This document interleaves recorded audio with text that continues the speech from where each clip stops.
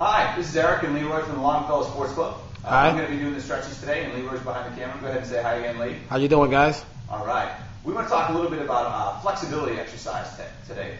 One of the most important stretches that you can do on a regular basis is for the hip flexors. Some of the deep hip flexors start along the front of the abdominals and run down into the hips, and some start superficially around the hip and run down into the knee.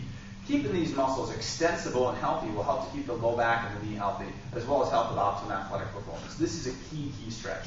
One thing to remember is you might want to put something down. We've got a really nice squishy AirX mat here, but folding up a towel or a sweatshirt or using some kind of pillow in the kneecap can make this more comfortable. It's called the kneeling hip flexor stretch. There are many versions of it. We're going to go for just the basics today. A few key points. Number one, the ear, the shoulder, the hip, and the knee are going to start on a straight line. You can even start with the hip behind you just a little bit. Number two, the hips and shoulders are square. You're not going to have the front leg opened up like this.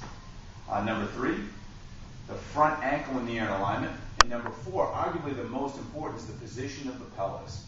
We're going to go ahead and arch your back all the way in one way and then tuck all the way under. So this is what's called a posterior pelvic tilt. The abdominals are gently engaged. You're using your glutes to hold you like this. I'm going to repeat that movement again. We've got ear, shoulder, hip, knee, ankle. Hip can be slightly back if you want it.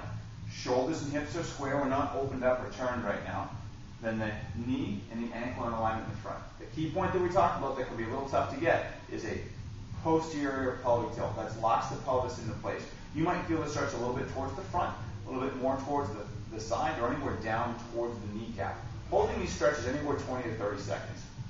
Leroy and I were just talking, and what we found is sometimes our clients don't hold things long enough, so we might even tell them 45 or 60 seconds just to make sure that they hold it for long enough.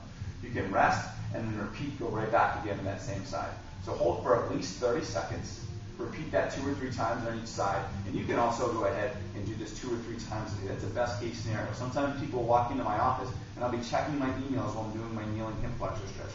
So if you have to sit a lot or drive a lot, make sure you're doing this before and after a workout or any chance that you get to keep these muscles nice and loose. So we hope you're having a great day. Remember how important stretching is. If you ever have any questions about flexibility or training, feel free to go ahead and contact Leroy or I at sportscluberic, E-R-I-C, at gmail.com. That's sportscluberic at gmail.com. With the Longfellow Sports Club in Native Mass. And remember to get your stretching in today.